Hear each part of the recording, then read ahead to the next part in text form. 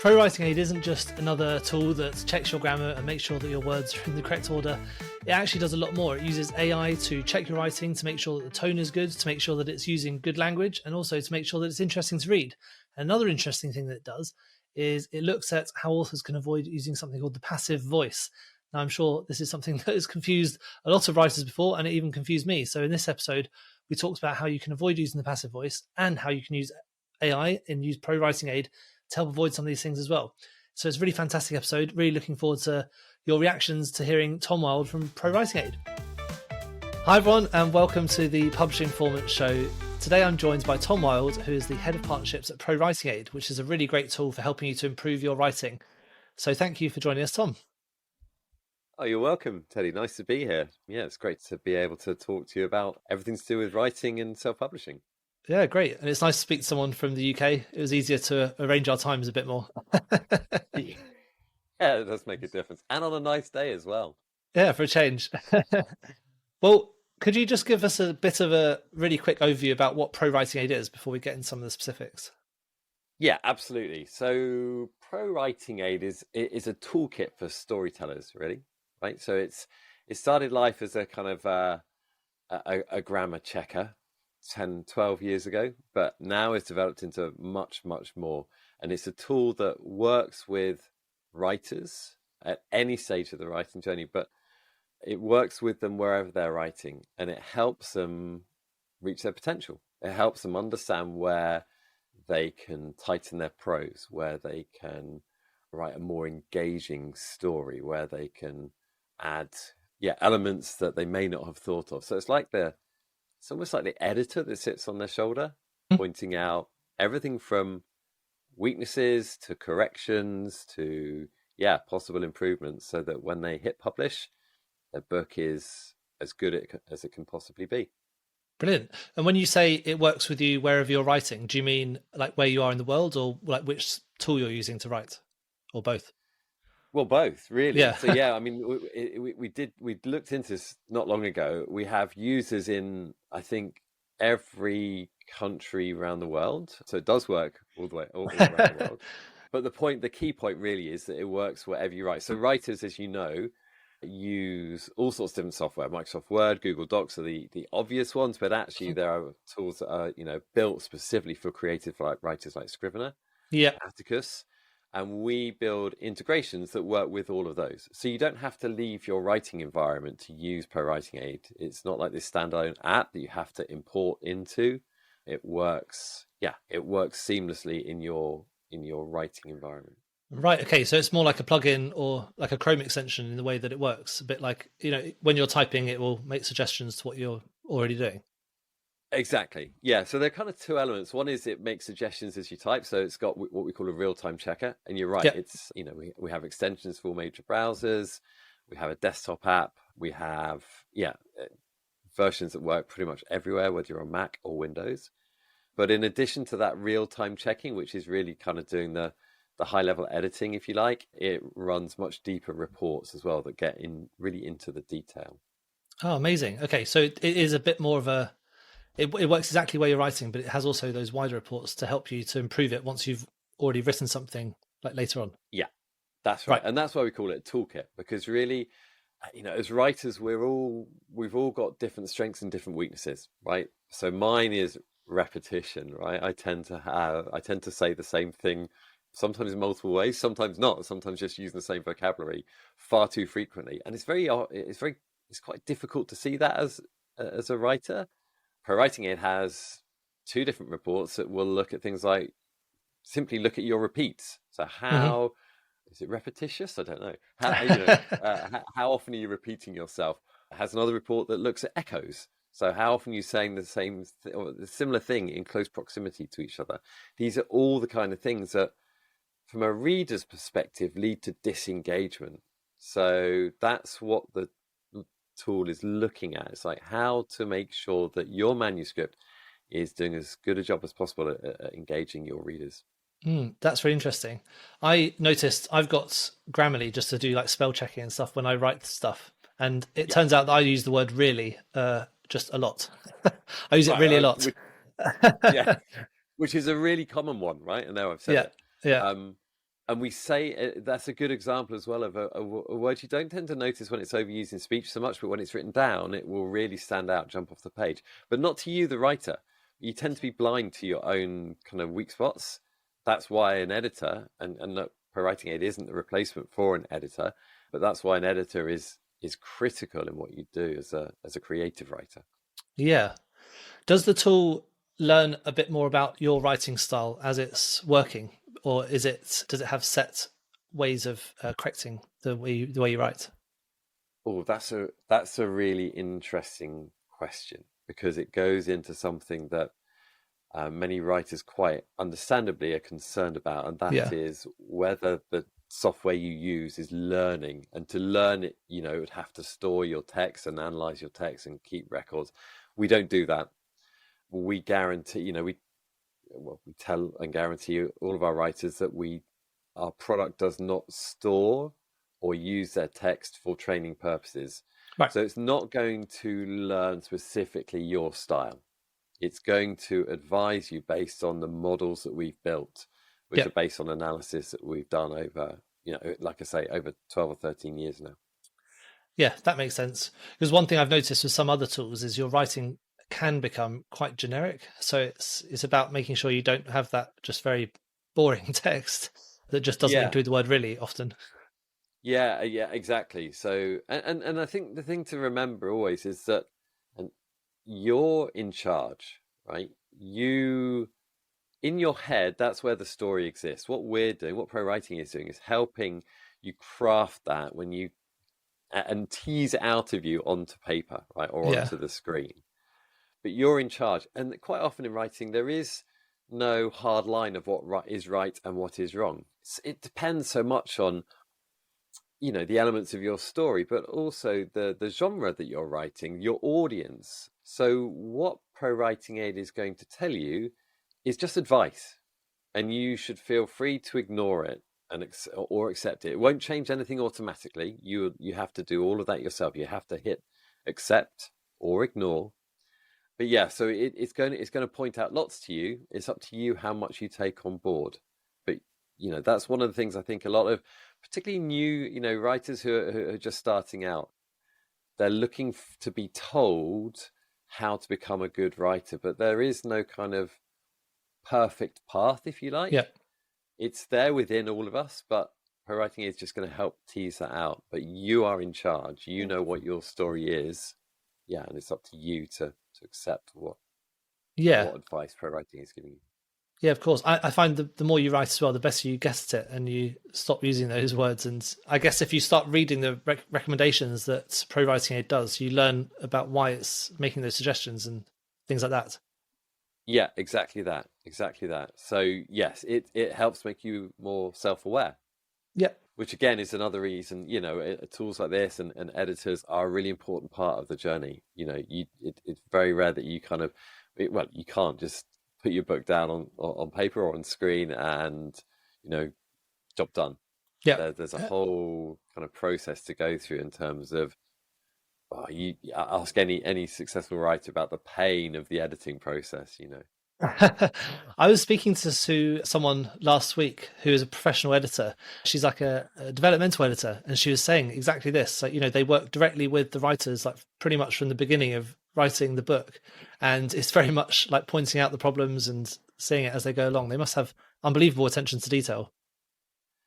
Oh, incredible. A good friend of mine she's a book doctor, very successful. She was the first reader for Sarah Waters. I don't know if you've read any Sarah Waters books like Fingersmith, which is one of my all-time favorites. And she has this, it's an incredible skill to be able to read at fast pace and spot plot holes, gaps, problems that I just as a normal, typical consumer would probably gloss over. In fact, what I would do as a consumer is just probably switch off and stop reading the book. Yeah. Whereas Sally, my friend, will identify exactly what's wrong and be able to articulate that to the writer. Yeah, but you're amazing. right. They work from them from an early stage. So they really understand where the story, the plot comes from. Yeah. So that's kind of important to note, because obviously ProWritingAid doesn't completely replace an editor, but what it does do is help improve that writing before it goes to the editing point. Exactly that. Exactly. Yeah. And what Cool. ProWriting is doing is working with you right from the very beginning. So, you know, the first chapter, the first paragraph that you're putting down on paper, that's where it, you know, it jumps straight in. Yeah. So a lot of, you know, there are different ways you can use it, but a lot of ProWritingAid users will kind of turn off the real-time checker until they've written that first draft of the first page or chapter, and then they'll turn it off. So you kind of had this concept of writing mode and editing mode. Yeah. ProWritingAid is there for both, but yeah, we see a lot of people using it, particularly in that editing mode. Do you think there's any important things that writers should be paying attention to whilst they're writing in order to improve and elevate that writing? You know, I know, for example, we think about things like clarity and coherence, but are there any important factors that you think people should be focusing on whilst they're writing, that ProWritingAid can then elevate? Again, it's an interesting one, isn't it? Because you have this concept of kind of plotters and pantsers. I'm sure you've heard about this before. Those who really, you know, work hard to build the whole detail, the whole story map, the plot points. They know exactly where the story is going, and those who just sit down and write. And at this point, Teddy, I need to, you know, say I'm not a writer. I've written kind of fun stories for my kids when they were really little, but I've never no further than that. But for me, when you get into the writing phase, it's about, you know, making every word count. So as a reader, I love books that are really descriptive, where I'm drawn in. I'm a very kind of visual person, so I like to be able to create the landscape in my mind very, very clearly. It's kind of very aesthetic, if you like.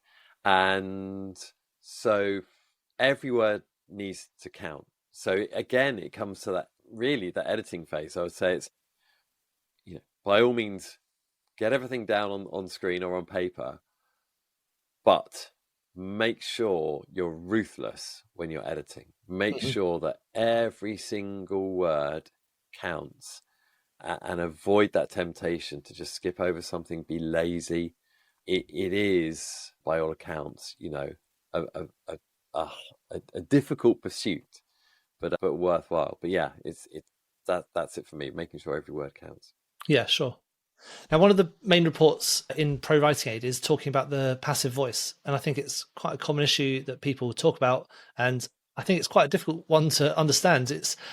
You kind of hear different explanations of exactly what it means from different people, and I've been accused of making my emails quite passive, and then it makes them less understandable. But could you give us a bit of an explanation about what the passive versus active voice is, and then also how ProWritingAid helps with that? So I'm going to go back to my English teaching days for this, Teddy. So I was an English teacher for 5 or 6 years after finishing university. We used to teach the passive voice because it is important, because it's so overused. Now, the passive voice, first thing to say is the passive voice is not incorrect. Grammatically, it's perfectly correct. The problem with the passive voice is, usually because we don't clearly understand it, we tend to default to using it for various reasons. There are some very good reasons to use it, but we tend to overuse it. And it does make your writing more wordy. It can lead to more disengagement. The simplest way to describe it is to use 2 sentences, right? So I use the example, my uncle was eaten by a crocodile. This is what I used to use with my students. Okay. Right? Now, that's passive voice. The active voice would be, a crocodile ate my uncle. Right. So all I'm doing in that short sentence is switching the subject and the object. So most sentences in the active voice follow the format subject, verb, object. So crocodile ate my uncle. With using the passive voice, I switch the 2 over. So my uncle was eaten by a crocodile. So usually when we're using the passive voice, we're switching the subject and the object. We have to change the verb form. So, you know, ate becomes was eaten. And we're using by to introduce the subject where we're using the passive voice. You see what I mean? Now, the reason we do that in that context is because actually it's my uncle that's important to me. So in a story, it's my uncle that I care about. So, you know, I'll put my uncle first in that sentence. So my uncle was eaten by a crocodile. And you'll see that a lot. It might be, I don't know, Eloise was woken by the sun. Okay. So, that's the passive version of the sun woke Eloise. So you might use the passive voice if the object is irrelevant, or sometimes you don't even want to list the object. So you could just say, my uncle was eaten.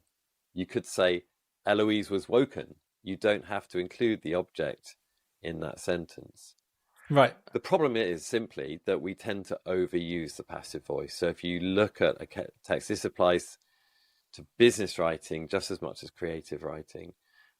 We tend to, overuse it, which leads to disengagement because, like I say, we're using more words to form the passive voice, but we're also just losing sometimes the rhythm and the impact of the story.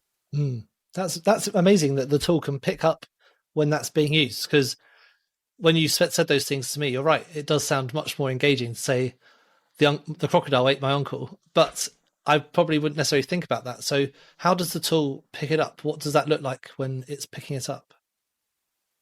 Okay, so I'm sorry, you said it sounds much more engaging to say the crocodile ate my uncle. So that's the active, whereas actually what we're saying is it's more engaging to say my uncle was eaten by a crocodile. So that's amazing. This is the problem with the passive voice. It's so easy to get confused. Yeah.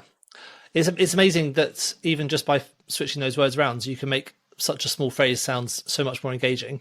How does the tool actually pick that up? As in, what does that look like when I'm typing and I write down about crocodiles and uncles? What would that look like in the tool, and how would it be picked up? So what you'd see is an underline. So we use kind of colored underlines in ProWritingAid. When you then hover on that underline, a little pop-up will appear and it'll say something like passive voice, and it'll highlight the specific sentence, and then it will give you active options to click and use in place of the passive sentence. And like I said, it will also include an ignore button too. So you can ignore it, because sometimes there will be very good reason why you're using the passive voice. But it's just going to ask you or highlight which sentences are passive and give you options to click and change. It does also actually include a tooltip. So it includes a little information icon that you can click on, and that includes a short tutorial about the difference between the active and the passive voice. So a key part of what we're trying to do is help build the skills and knowledge of writers, again, so they can become better. Yeah, of course. And with that tool, for example, whilst you're typing, would it come up whilst you're typing, or would it be a report you run afterwards to see when where you've used those sentences? So with something like the passive voice, that's included in the real-time checker. So the real-time checker is looking at spelling, grammar, readability, style, and that includes the passive voice. So you're going to see different color highlights depending on whether the correction or improvement that it's suggesting is, like I say, spelling, grammar, style, or readability. Yeah, that's great. I'm going to check this out afterwards, because I think it's going to help me quite a lot to remove cliches from my words. Yeah, now, the one with the passive voice is often using the word by. That's a real telltale sign that you're using the passive voice. Not always, because like I say, you don't always include the subject there, but quite often you're including by. Oh, that's a really good tip. So look out for if you're using the word by, that means that you could be maybe writing a bit more of a boring sentence. Yeah. Okay. And with ProWritingAid, there's also lots of other reports that you run that you can run on your books, such as readability, like sentence structure and things like that. Could you go through some of the more important ones that you think readers should know about? Writers should know about, even. Absolutely. So I think the first thing to say here is there are 25 different reports you can run in ProWritingAid, and that is because every writer is different. So like I said earlier, we've all got strengths and we've all got weaknesses. Most ProWritingAid users are probably using 4 or 5 reports on a regular basis, and those are the ones that they know kind of really help them tackle their biggest weaknesses. So I'm going to talk about the ones that I really like, but they may not be the ones that other users find so useful. The obvious ones are grammar and style, because those are going to do deep dives into everything from well, things that we've already touched on, things like passive voice, but use of adverbs, they'll report a little bit around dialogue as well. But then we get really into some of the more detailed ones. So the one that I always talk to users about is sticky sentences. Okay. So sticky sentences, a sticky sentence is a word that contains too many glue words. Glue words are the 200 most commonly used words in the English language. So they are things like articles and prepositions. Now, the thing about glue words is they don't deliver the actual kind of meaning, the context of the sentence. They are almost like the padding, right?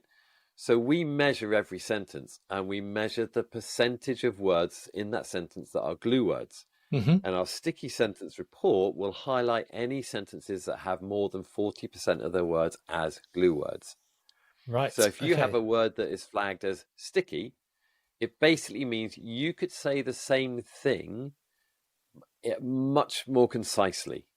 So you could drop some of those words and edit that sentence from being 40 words to being 15 words and delivering the impact, much more effectively. So yeah, that's one of my favorites. Again, it deals with kind of things that I tend to do, which is pad out my sentences far too much. Yeah. I've already mentioned repeats. One of the reasons I like the all repeats report is because it will not only tell you which individual words you're using over and over and over again, it will also look for word sequences. So it will look for multi-word phrases where you're using the same 3 or 4 words in a row. So you're kind of using the same phrase over and over again. And again, that's something that you tend not to notice in your own work. I'm going to mention readability. Readability is so important, and it will measure readability at a paragraph level. So it will tell you exactly, we have what's called a summary report. And in that summary report, there's a pie chart, and that will show you the percentage of your paragraphs that are easy to read, are slightly difficult to read, and are very difficult to read. And that's based on readability. So you can very quickly go to the sentences that are going to slow your readers down and are going to trip them up. And that's a reason for them to put down your book. So readability is really powerful.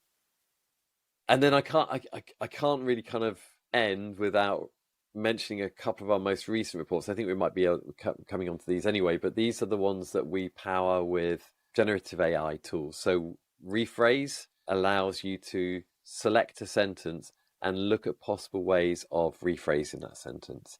And critique is like having a critique partner right by your side. So it will review your entire chapter, and it will tell you, it will analyze it from looking at the characters, looking at the dialogue, looking at the plot, and give you feedback as a critique partner would. So yeah, a bit of a whistle-stop tour, but yeah. Yeah, the critique talk, the critique report was one I really wanted to have a look at because that sounds amazing. So the way that works is it uses AI, starts reading through the story you've written so far, and it looks at some of the strengths within the story. Is that kind of about right? Yeah, absolutely.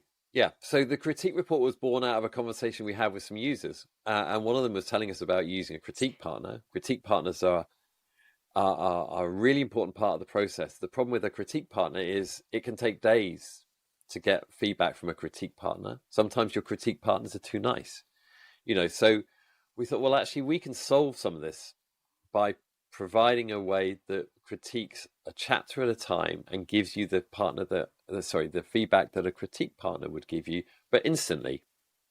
So at the moment, it won't analyze a full manuscript, although we are working on that. It will analyze up to, I think it's 3,000 or 4,000 words at a time. And like a critique partner would, it will give you, a paragraph of feedback for each of those. I think there are about 8 or 9 categories, like I said, to do with characterization, to do with plot, to do with structure, to do with dialogue. So it's analyzing those. And like I said, this is so we have 3 reports within ProWritingAid that use generative AI. So this is powered by ChatGPT. Yeah, we've done a lot of work in how we use that so it delivers the results the right way. But also we're very conscious about people's kind of concerns about that. So we we use ChatGPT's API, which means that none of the text that we analyze for the critique report is stored or shared or used for training purposes. So just in the same way that our core product operates and our own models operate, it offers us the user the same kind of guarantees over security and privacy. That's really interesting. Now, one of the parts you said there, it remembers characters and suggests potential improvements, but if it only does 3,000 words or so at a time, does it remember the previous things you've written, or does it just focus on those 3,000 words you've written? It just focuses on those 3,000 words that you've written. Right, okay. Yeah, so it's just analyzing what's on the screen at that time, up to 3,000 words. So yeah, it's not going to tell you, for example, how you may have improved things since the last critique, although there is something we're working on there. But yeah, it's just what's on the screen.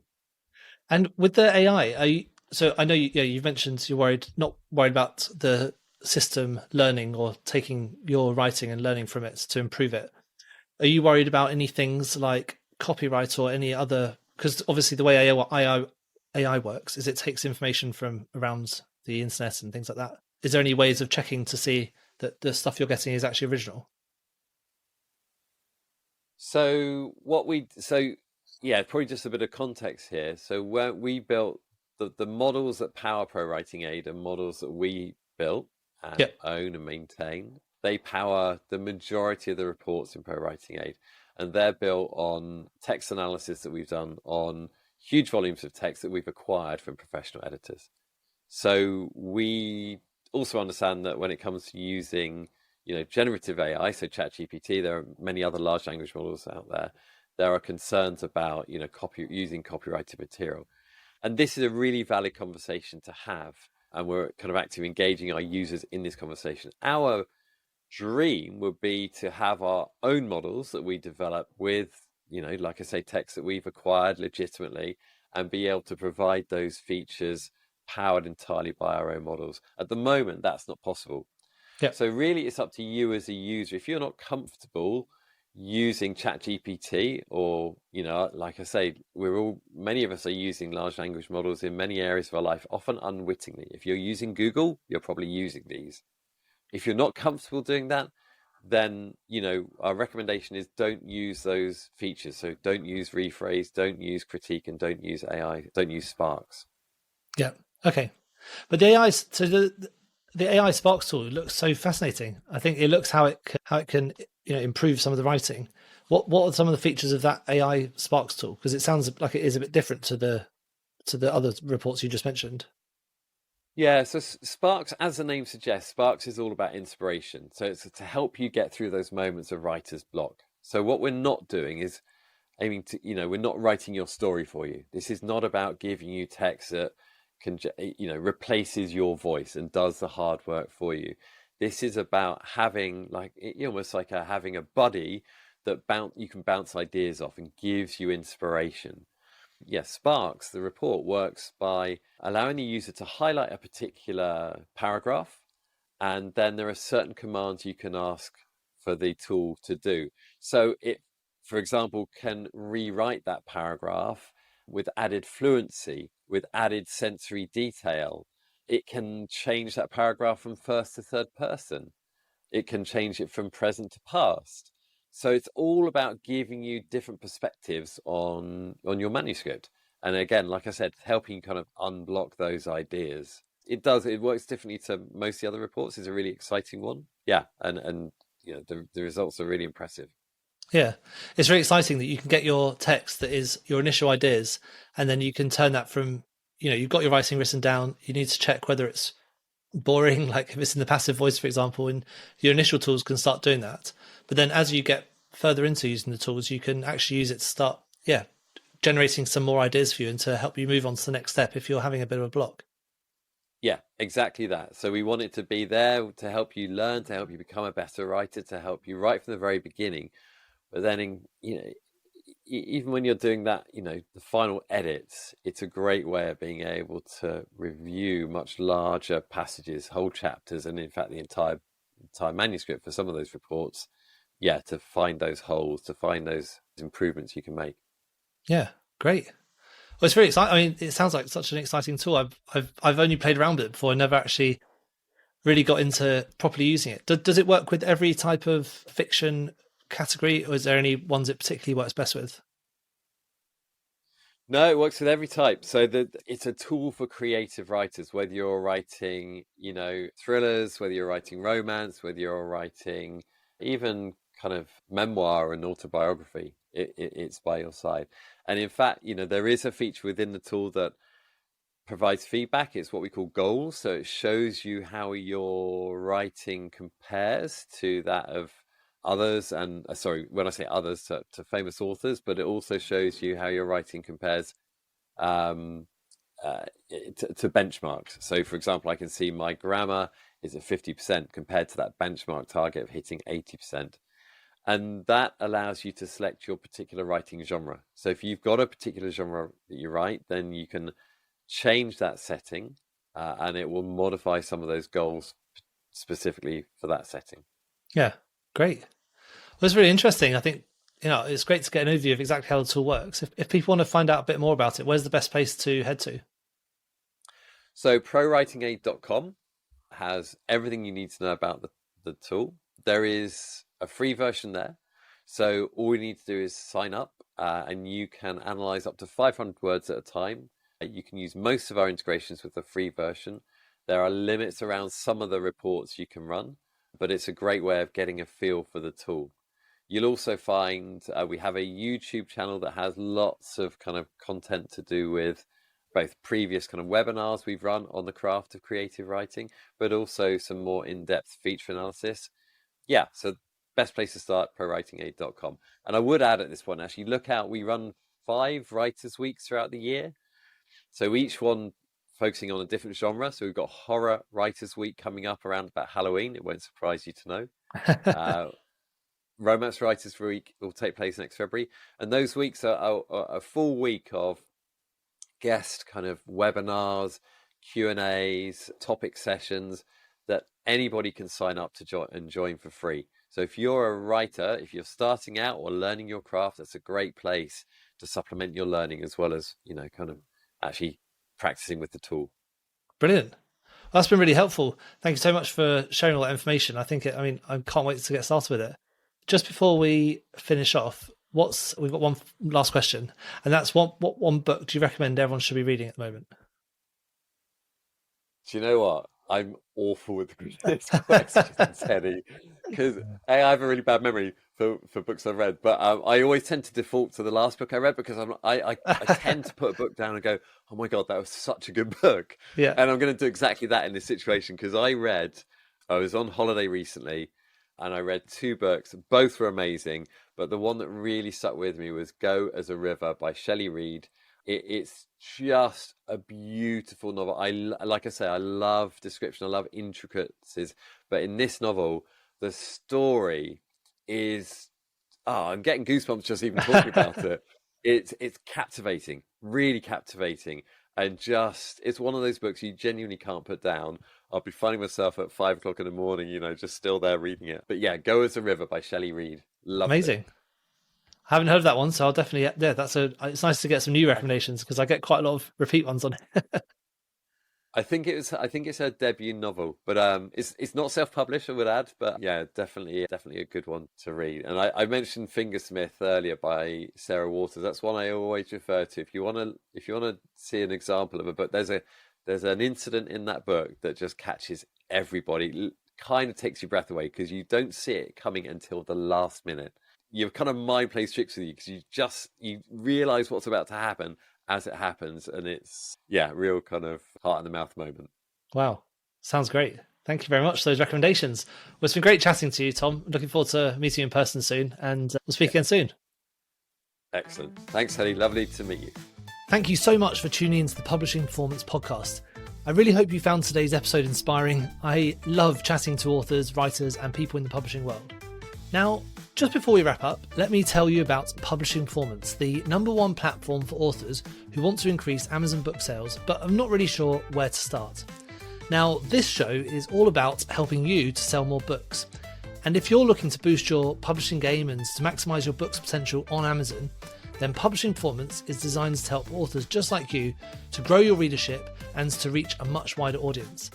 Now, I know that Amazon ads can be slightly complicated, which is why Publishing Performance is like having a personalized ad account manager to create your ad campaigns, to choose your best keywords, and to make adjustments in real time.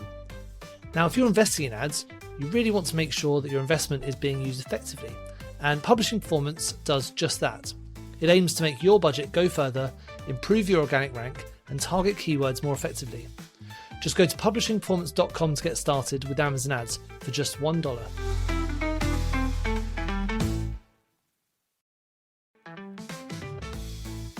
Thank you so much for tuning into the Publishing Performance podcast. I really hope you found today's episode inspiring. I love chatting to authors, writers, and people in the publishing world.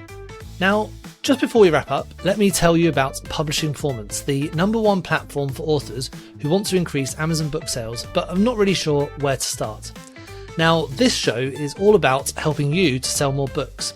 And if you're looking to boost your publishing game and to maximize your book's potential on Amazon, then Publishing Performance is designed to help authors just like you to grow your readership and to reach a much wider audience.